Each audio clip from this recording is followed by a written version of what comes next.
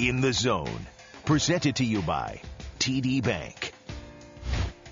Welcome to In the Zone, presented by TD. I am Ben Ennis. This is our inaugural show. That's exciting. Every week we'll be talking Blue Jays baseball. Coming up a little later, we'll talk to Jays rookie reliever Evan Crawford about the excitement of being called up to the big leagues. But first, I caught up with the host of Blue Jays baseball on Sportsnet 590, The Fan, Mike Wilner, who was hanging out in the TD comfort zone. Happy to be joined by the host of Blue Jays baseball on Sportsnet 590, The Fan, Mike Wilner. We are comfortable right here, Mike. This is great. We're in the comfort zone, and I'm wondering how people stay alert enough to catch foul balls in here. You can sink right into these seats. They're beautiful. Yeah, on TV, I don't know if it comes across just how comfortable these TD comfort zone seats are. They're ridiculous. All right, let's talk about this Blue Jays team, Mike. You've covered this team for a long time. You've seen different types of teams as far as the players getting along. Do you think, first of all, that's important that players get along to have a good baseball team? I don't know if it's so important. I think that winning breeds friendship, or however you want to call it. I think that the more you win, the happier you are, the more you get along. But you look at this group that we're watching here, hoping not to get dive bombed taking batting practice. They do really get along awfully well. But I think you could say the same of some Blue Jay teams in the past. The thing I notice that's different about the way this group carries itself is that it seems as though they kind of know they're going to win. There were teams in the past where they're pretty sure that they had a good chance of winning, or they thought they could win. This team knows it can win, and I don't know if that makes a difference or not, but that's what's going on right here. Is that something you saw? I know this was the early part of your career, the 92-93 World Series teams, but, you got a little bit of a sense of those teams. Is that something that those teams had as far as knowing that they were going to win on a given night? Sure, but they also had a lot of experience, and they had some Hall of Famers in the lineup up and down now, and guys that you knew by then were going to the Hall of Fame. There might be a couple in this mix, but we have no idea yet. This is such a young group. The only, the veteranness comes from Omar Vizquel, who's not even an everyday player. But it was different back then because you had veteran groups, you had guys who'd been there before, who'd won championships, and who kind of all came together. So it's definitely a different feel than those early days teams, but they could certainly have as much success. It's a ridiculously young group when you look at the regulars as far as, JP Arencibia, it almost feels like he's a veteran on this team, which is ridiculous to say. But Brett Lawrie is first a full season in the major leagues. How important do you think it was to get a veteran guy like Omar Vizquel in the clubhouse? Or is it, youth can just work with youth and they don't need a veteran presence? Well, what's funny is when you think about playoff teams and championship teams in the past, right? If they've been experienced groups of veterans, it's they know how to win. If they're a bunch of kids, it's, they don't know any better, right? So you can go either way.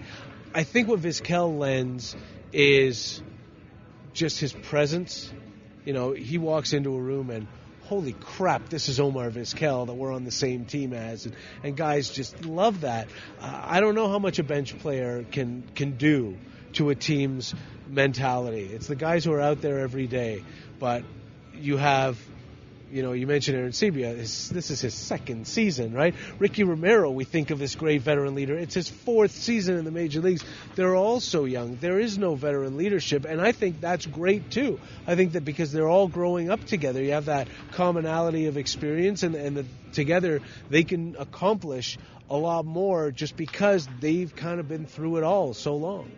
And they're young, so they know how to use the computer. It means they know how to use Twitter, which we're all starting to get accustomed to being in the media. But there's some pretty good Twitterers on this Blue Jays team. Brett Lawrie, JP Arencibia, Ricky Romero. They're all pretty adept at using the Twitter machine.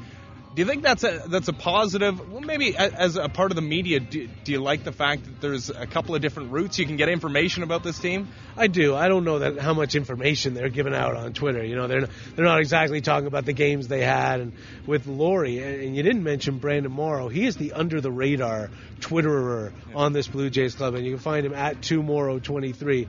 He's hilarious, but so dry, and he'll just kind of chirp the guys every once in a while. Like he suggested that someone write a Lawrie to English dictionary so you can figure out what the hell he's talking about on Twitter. someone asked about Romero's fastball versus Morrow's fastball, and Morrow said, my slider's faster than his fastball. So he comes up with some great stuff. It's a nice little window into who they are. Aaron Seaby, I think, has embraced it the most, but Ricky does a lot of stuff. Laurie does a lot that you can't understand with his punchy stuff, and I don't know what it is. But it more so than getting information about what's going on the field, it's a great window into the person, and you kind of remember that these are just kids, and they're having a good time, and you can, if you're interested in what Travis Snyder eats, you can find out what every meal he has is. But it's a nice little tool to get to know these guys a little better. Blue Jays are really going to enjoy having that second wild card around, I think. I mean, even though it's a one-game playoff, you get an extra wild card. Is there another team in Major League Baseball that benefits more than the Blue Jays having that second wild card? The Jays in Tampa benefit more than anybody else. I mean, there's no question about it. Boston and the Yankees are the two titans, no matter what kind of starts they're getting off to or how they play early in the season. They're the two teams that you're always going to have to try to take out. And now you don't have to take out both of them. You only have to get by one over 162 games. So that makes it a lot easier. But the downside is, like you said, it's a one-game playoff. And anything can happen in a one. I don't even know if I want to face Kansas City in a one-game playoff. So it's tough. You got to try to get lined up as best you can. Try to get your best pitcher there, but it could be over in the first inning anyway. Thanks, buddy. Anytime. There's Mike Wilner. Yeah, the Blue Jays hoping they won't have to use that second wild card. The Jays bullpen, bit of a mishmash the last week or so. Sergio Santos back in California for the birth of his third child. So that gave the Jays a chance to turn to their wealth of youth in the minor leagues. Lefty Evan Crawford called up from AA New Hampshire. I got a chance to catch up with the 25-year-old just moments after he arrived in Toronto. With Blue Jays lefty Evan Crawford, Evan, I mean, such a whirlwind for you. I mean, you haven't gotten into a game yet, but tell me what your day has been like today. Well, I woke up and headed to the airport, and then got to the airport, got a little delayed, and didn't care at all. It was it's exciting just to get here, so I'm just ready to roll. Is this a day that you've pictured in your mind's eye, like ever since you were a little kid? You try to, since it's forever. I've tried to imagine it, but it doesn't match up. It doesn't at all do it justice, so I'm just ready to roll. In AA, you got Sal Fasano there. He's been in the major leagues, of course, and you got guys that have been up in the majors quite a bit. Is there any advice they gave you as far as coming up your first day in the bigs? He said just be yourself. Just continue what you're doing. Just compete. And I've had Sal for 3 years now, so we're like buddies. So, it's great to give him a big old bear hug and, get some words of wisdom from him. What are you looking forward most to about the big leagues? Is it maybe the buffets, better food, no more bus travel? Those things sound nice, but just the competition. Just it gets better and better, and that's what's fun about baseball. And so I'm just ready to be here and compete.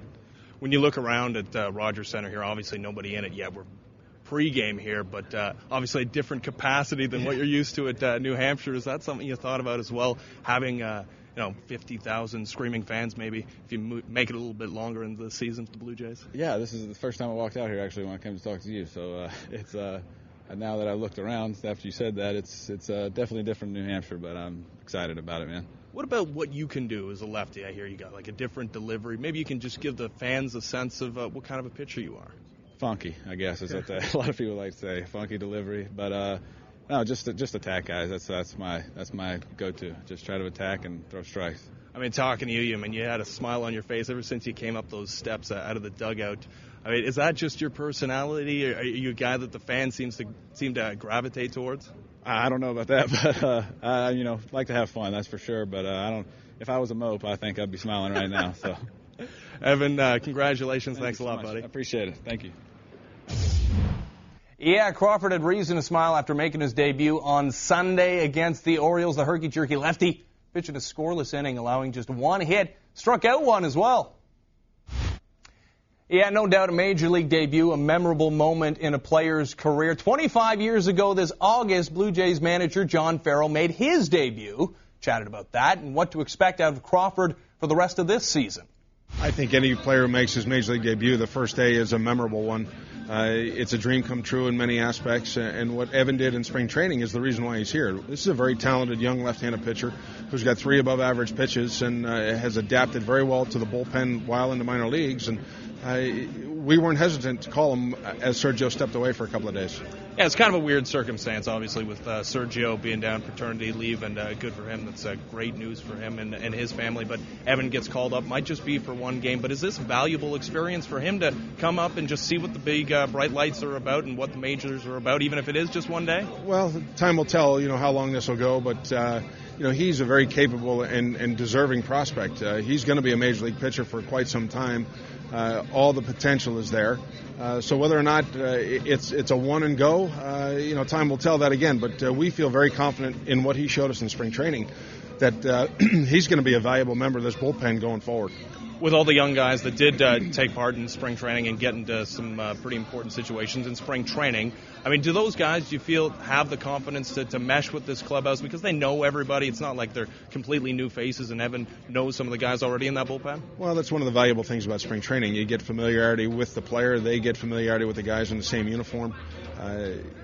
It gives us an opportunity to see young players for the first time in what is as close to a major league environment that we can provide them. And to their credit, whether it's been Evan, whether it's been Hutchison, whether it's been Jenkins, there's a pretty long list. They've all handled themselves exceptionally well, and we've got a growing pool of players in which to choose from.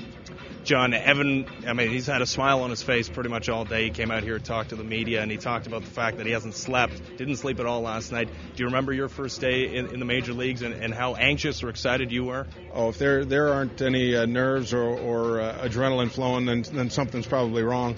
The whole key is there's going to be butterflies flying in there. We just want to be sure we try to get them flying in formation if he gets to the mound tonight. So it's a special day for he and his family, and hopefully they had a chance to come in here and witness today. And don't forget to check out Sportsnet.ca's MLB Mashup page for your link to Sportsnet's daily Blue Jays coverage and all your other everyday MLB needs. So that'll do it for the inaugural episode of In the Zone presented by TD. I hope you liked it. You can check us out every week on Sportsnet.ca and iTunes. You can tweet me at BennisNet. We'll see you next week.